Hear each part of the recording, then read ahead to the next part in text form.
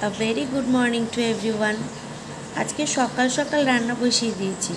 তো আমার শাশুড়ি মা সমস্ত সবজি দিয়ে একটা তরকারি রান্না করেন, আর সেটাকে উনি নাম দিয়েছেন ঝালের ঝোল। তো সেটাই আজকে আমি ট্রাই করছি। তো চলুন আপনাদের সকলের সাথে শেয়ার করে নিই।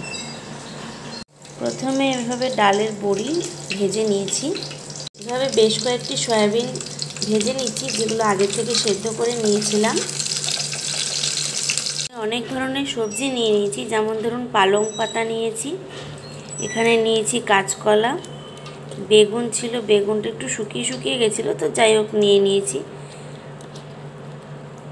এগুলো হচ্ছে জলপাইগুড়ি জেলার বেশ প্রসিদ্ধ একটি বেগুন, বেশ লম্বা লম্বা সাইজের হয়ে থাকে। এর আগে একদিন আমি মাছ রান্না করেছিলাম, তো এই বেগুনের সরুটা দিয়ে করেছিলাম, তো এটা একটু মোটা, এটাও বেশ ভালো লাগে খেতে। এখানে নিয়ে নিয়েছি একটু গাজর, সজনের ডাঁটা আর আলু নিয়ে নিয়েছি।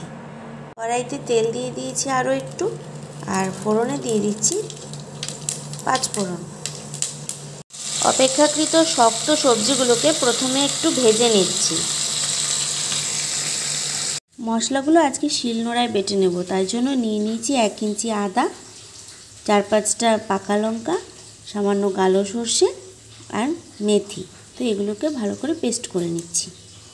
একে অন্যান্য সবজিগুলোও অ্যাড করে দিচ্ছি। সব সবজিগুলোকে ভালো করে ভেজে নেব। এগুলো অ্যাড করে দিচ্ছি। এবার পরিমাণ মতো লবণ ও হলুদ দিয়ে নাড়িয়ে নিচ্ছি।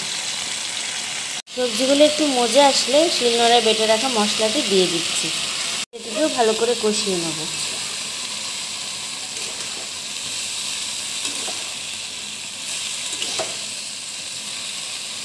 বেশ সুন্দরভাবে সবজিগুলো মশলার সাথে কষে গেছে। এবার গরম জল অ্যাড করে দিচ্ছি।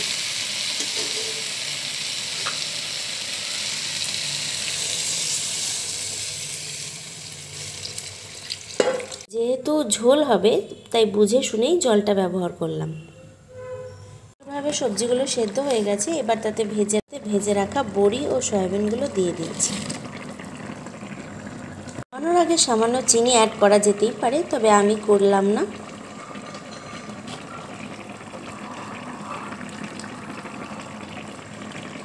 রেডি হয়ে গেছে, এবার নামিয়ে নেব।